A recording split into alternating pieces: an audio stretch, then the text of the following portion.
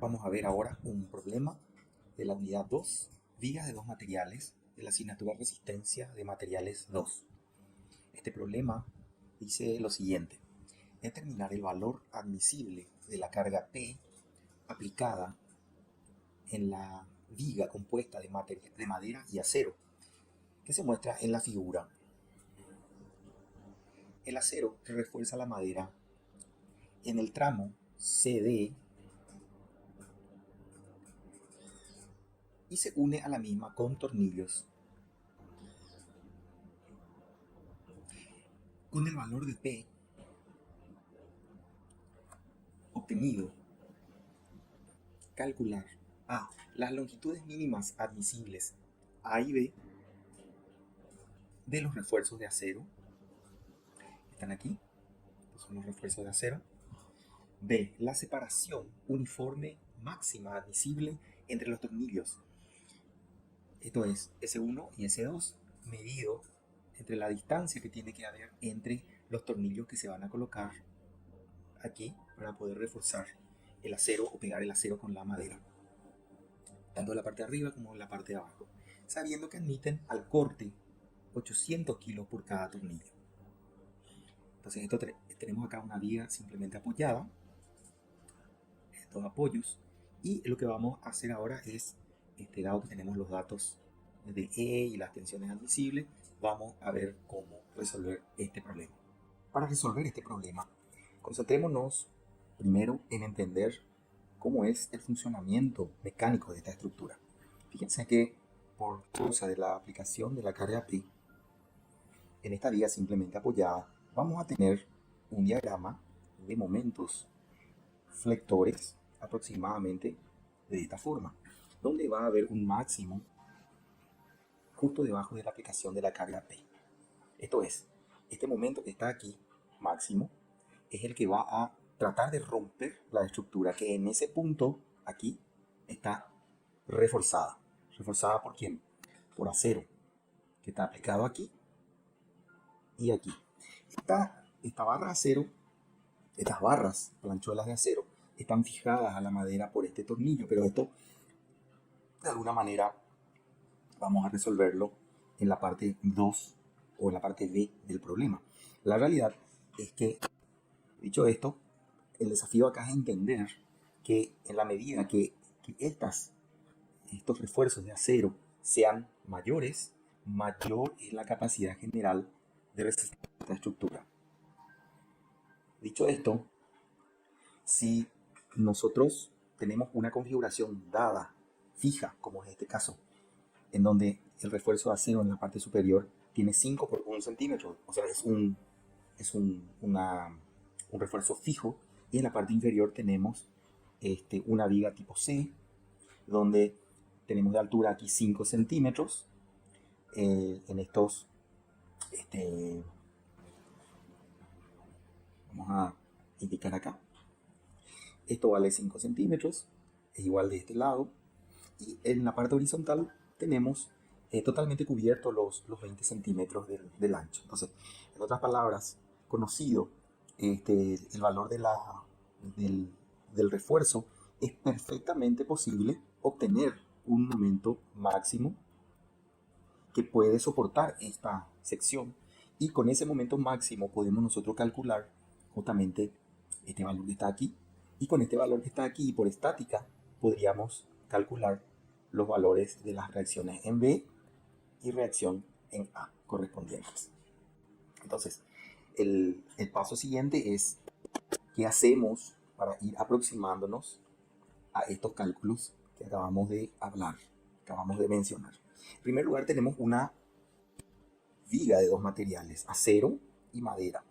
Entonces, la primera decisión que tenemos que tomar para poder dar el valor del momento máximo que resiste esta viga es convertir toda la viga acero, o sea, toda la sección, en una sección homogeneizada.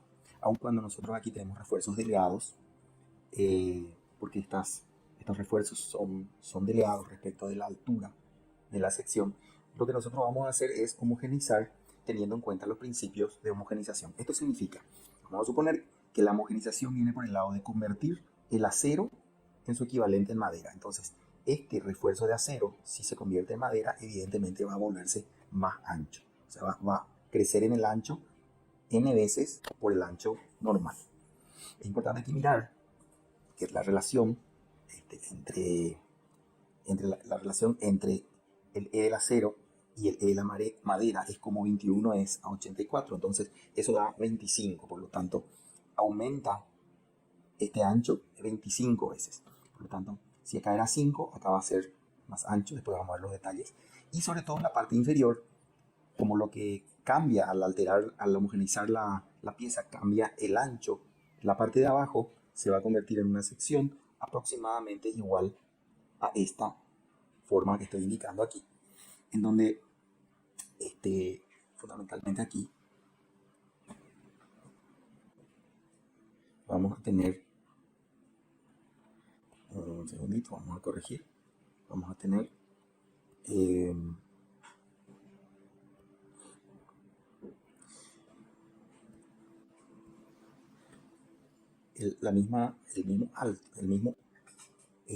ancho es lo que afectamos, entonces donde había 20 centímetros ahora va a ser 20 por 25. Sin embargo, la altura que inicialmente era 5 se va a mantener en 5. Entonces, la forma de la viga homogenizada toda ya de madera sería como está indicada aquí en el resaltado de la figura. Bien.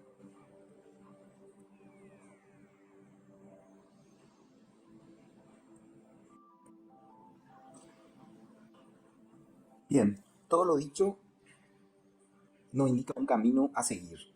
Ese camino es que para poder obtener el valor de P, tenemos que obtener el diagrama de momentos flectores.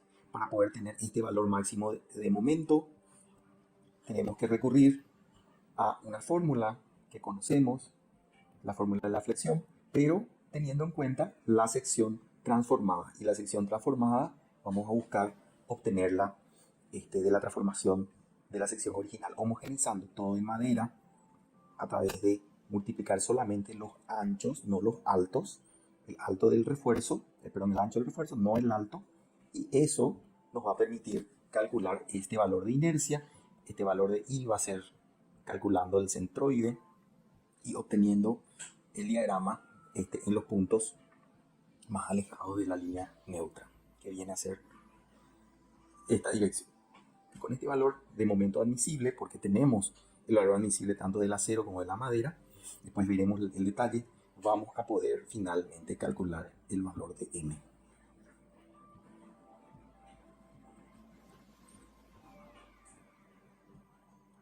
Bien, una vez que sabemos el proceso que vamos a poner en marcha, seguimos entonces con la parte de cálculos. Una de las primeras cuestiones entonces es la homogenización de la sección. Entonces, acá pueden ver ustedes los cálculos correspondientes. Así como indiqué anteriormente, el ancho de 5 centímetros se convierte en 125. El ancho, inicialmente la sección tenía una forma de C.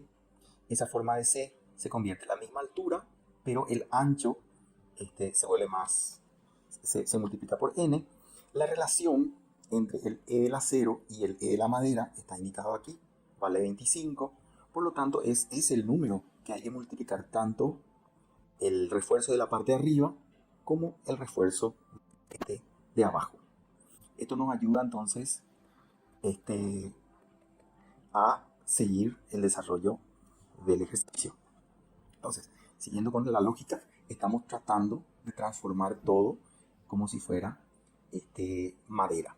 Nosotros, una vez homogenizada la sección, sabemos que el diagrama de tensiones es un diagrama triangular, donde, suponiendo ya que la sección está homogenizada, las tensiones máximas van a aparecer en los puntos más alejados de la sección. Bien, entonces, por otro lado, habíamos visto recién que la forma del diagrama de momento flector es esta forma triangular, en donde estamos poniendo foco en calcular este valor del momento en la viga reforzada, y con este valor vamos a intentar calcular la segunda parte del problema. Desde el punto de vista estrictamente de la estática, Esto se puede resolver haciendo sumatoria de momentos respecto a este punto y obtenemos estas dos ecuaciones. Esto es un proceso bastante simple, bastante repasado y aprendido en las asignaturas Resistencia de Materiales 1 y también en Estática. Bien, siguiendo un poco entonces con esto, el cálculo del centro de gravedad está indicado aquí. Esto sencillamente lo que consiste, esta fórmula, consiste en poner una línea de referencia en la base y se calcula el momento estático de cada parte, o sea, en este caso lo que está señalado es el momento estático de este trozo, más el momento estático respecto de la línea neutra de este trozo, y así sucesivamente. Entonces, con esto obtenemos el valor de 9,8, que es lo que está trasladado aquí. Y por diferencia, tenemos el valor de 22,2.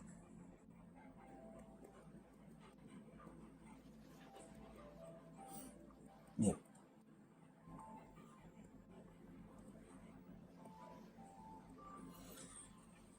A partir de aquí, también podemos calcular ya, en este mismo momento, el valor de la inercia.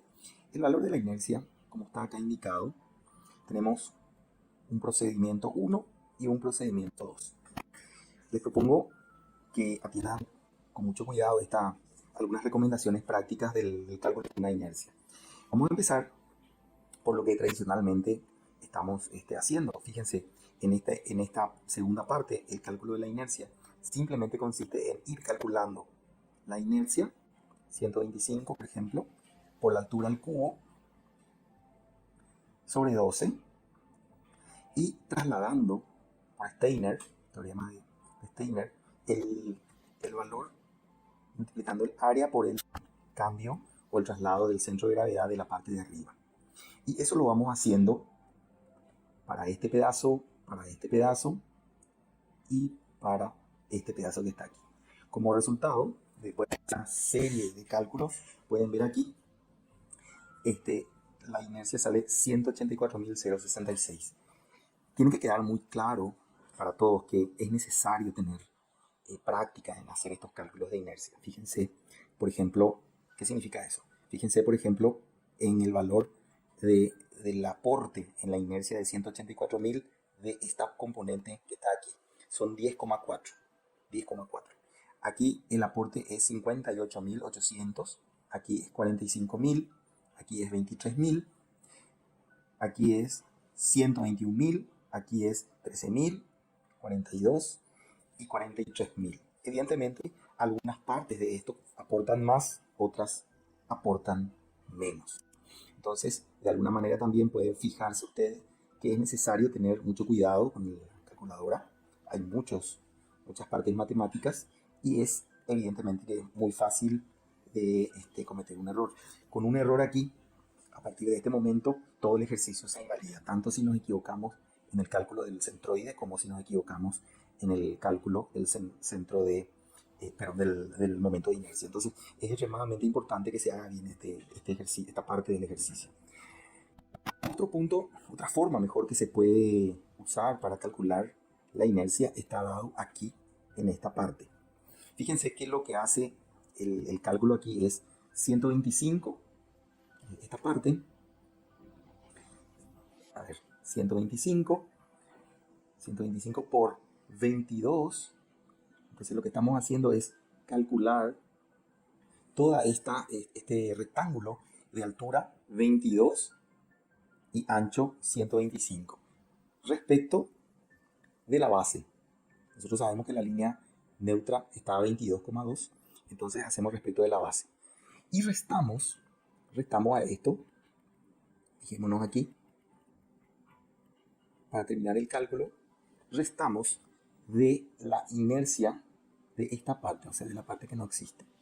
También respecto de la base. Entonces, sería lo que le falta a 125 para llegar a 20, o sea, 125 menos 20, que es 105, por la altura de esta parte, que está indicada, y esto se resta. Y en la parte inferior se sigue el mismo proceso, o sea, en la parte inferior, sin embargo, hacemos toda esta zona y restamos primero esta partecita que está aquí y después esta, que son iguales, y después restamos la inercia. O sea, entran como componentes negativos.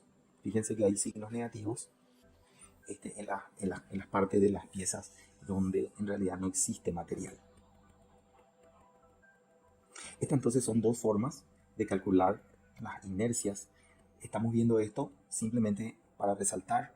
Uno normalmente dice, bueno, esta parte no es en realidad parte de la materia, pero realmente forma parte de los cálculos que tenemos que saber utilizar, manejar, ser relativamente expertos en la determinación, porque sin estos números bien determinados, obviamente que no vamos a poder llegar al resultado final correcto del ejercicio. Entonces, repasando un poco, a esta altura tenemos calculado el centroide y el momento, la inercia de la pieza respecto de los ejes, en este caso principales y centroidales. Siguiendo con el ejercicio, acá vamos a ver una serie de cuestiones. Primero vamos a mirar esta parte de arriba y vamos a focalizar en esta parte que está indicada aquí. Fijarse que tenemos nosotros representado el diagrama de tensiones de la sección, teniendo en cuenta la parte del metal y la parte de la madera. Sin embargo, cuando aplicamos la fórmula aquí de la parte de sección homogeneizada, lo que estamos tratando de entender, fijarse bien, es de que aquí, en esta zona, cuando nosotros observamos que el material acero es capaz de resistir 1400 kilos por centímetro cuadrado, a causa de la relación E, este valor de 1400 se convierte en 56. Eso significa, el acero en esta zona solamente es capaz de aguantar 56 kilos por centímetro cuadrado. No obstante, el acero puede, una vez convertido, aguantar 56 kilos por centímetro cuadrado. La propia madera, por su lado, puede soportar 80 kilos por centímetro cuadrado.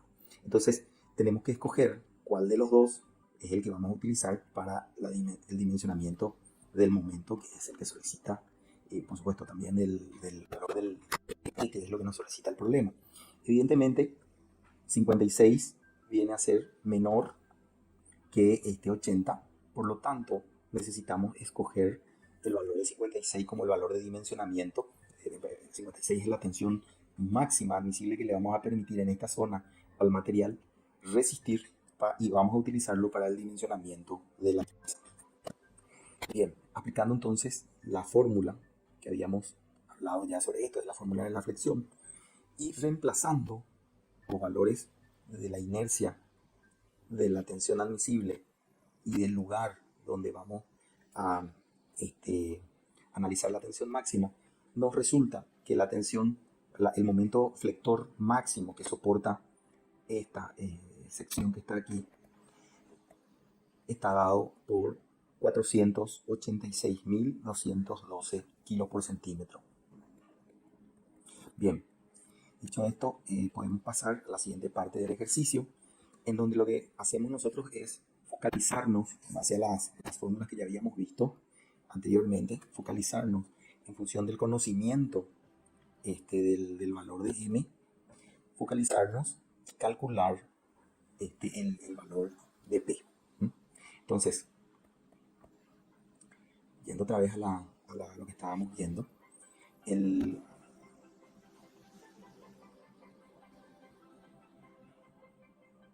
aplicando entonces estática, se puede deducir que el valor de P resultará en 10.534 kilos por kilo, perdón. Y este sería el valor de P. Para poder calcular esto, se está multiplicando 486.212 por 260 dividido 60 por 200. Acá vamos a actualizar este valor en la versión publicada. 464.000 tiene que ser igual a este valor que está aquí.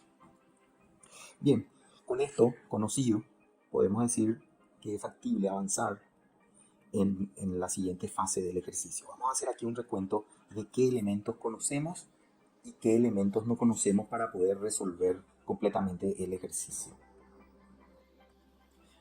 Para poder avanzar, antes tenemos que repasar algunos conceptos que hemos visto en resistencia de materiales 1 respecto de la tensión constante en la flexión.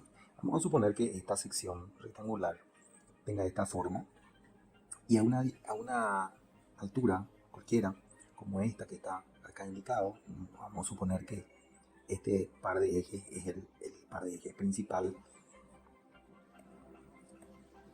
y Z. Y nosotros lo que tenemos es el interés de analizar lo que pasa a este nivel o en esta sección. Entonces, lo que vamos a hacer ahí es analizar las tensiones que aparecen, las tensiones cortantes que aparecen a ese nivel de la sección.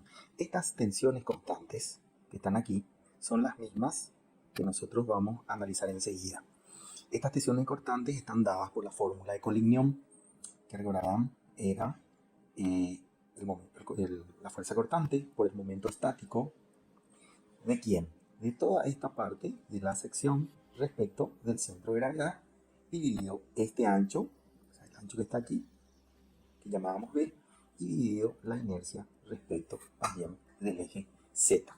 Entonces, estas fuerzas, estos esfuerzos cortantes que están aquí indicados como tau, si se integran a lo largo de esta área que está aquí indicada, lo que va a generar es una fuerza rasante, que es la fuerza que tiene que existir interna, interior, que tiene que existir para que esta parte de la sección no se divida de esta parte inferior. O sea, si de alguna manera no existiera la capacidad dentro del material de resistir una fuerza rasante como la que está indicada aquí, entonces estas dos partes no resistirían.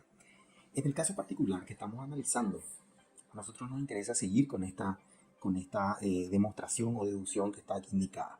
Si reemplazamos esta fórmula y la traemos aquí en la expresión de la fuerza rasante, y despejando sale finalmente esta expresión, que no es otra cosa que el momento estático dividido la inercia respecto de la línea neutra, y eso multiplicado por esta expresión matemática, que no es otra cosa que el área del diagrama de la fuerza cortante entre dos puntos. Por lo tanto, la fuerza rasante que aparece en una sección como esta que está aquí indicada, y es la que hace que intente separarse una parte de la pieza de la otra, tiene que ser, o se puede calcular tal que sea igual a esta expresión multiplicado por el área del diagrama de la fuerza cortante.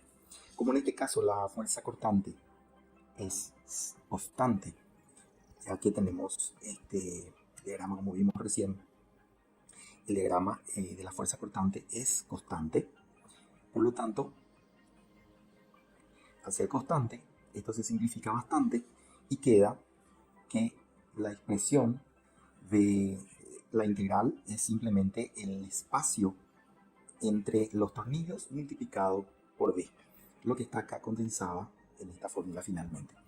Entonces, hemos hecho por un proceso bien estricto y bien simple también, hemos encontrado la forma de calcular esa fuerza rasante que tiene que ser en este caso soportado por los tornillos.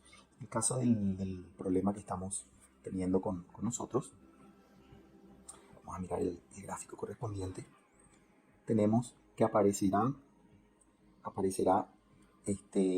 a mirar primero así, aparecerá en esta parte aparecerá la necesidad de hacer este cálculo porque tenemos un tornillo ahí, y también necesitamos calcular lo mismo porque esta zona que está aquí indicada, o sea, esta parte de la pieza va a tender a separarse y tenemos que calcular los tornillos que tenemos que poner aquí para que eso no ocurra.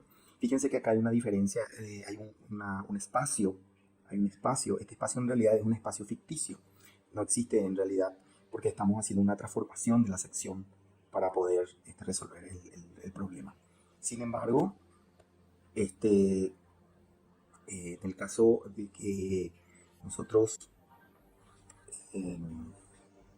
tengamos que calcular los parámetros que están ahí arriba, tenemos que tener en cuenta lo dicho. Otro aspecto importante es que la la fuerza rasante en la parte inferior debe ser tenida en cuenta que hay dos filas de tornillos. Entonces aparece este número 2 que está aquí indicado. Bien.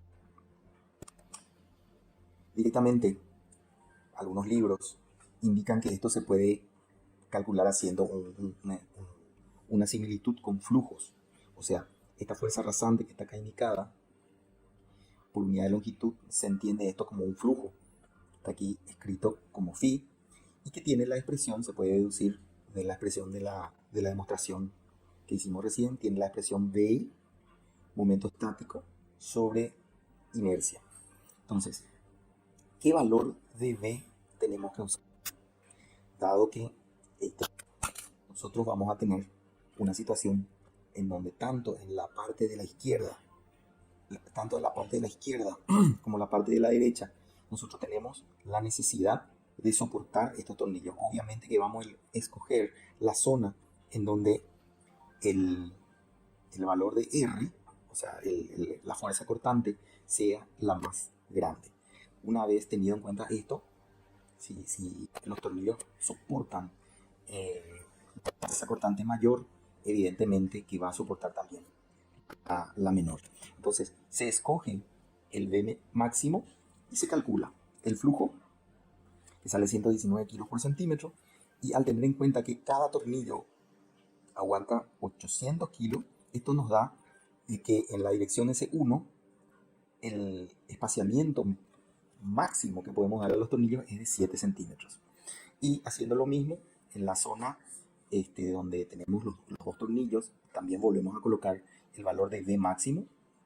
Estamos hablando del cálculo de phi2. El valor del momento estático está indicado y calculado en la parte de abajo. Dentro de un rato vamos a limpiar la cuenta que hemos hecho y van a quedar más claros. Y finalmente esto arroja de que a nivel del distanciamiento de los tornillos en S2 tiene que ser 5,6. Obviamente podemos redondearlo en 6. Bien, hasta aquí lo que hemos logrado resolver son tanto el valor máximo de P, que es 10.534 kilos. También hemos encontrado el espaciamiento entre los tornillos, y lo que nos toca es ver, lo que pregunta también el problema, qué zona tenemos que reforzar para que esto realmente funcione bien.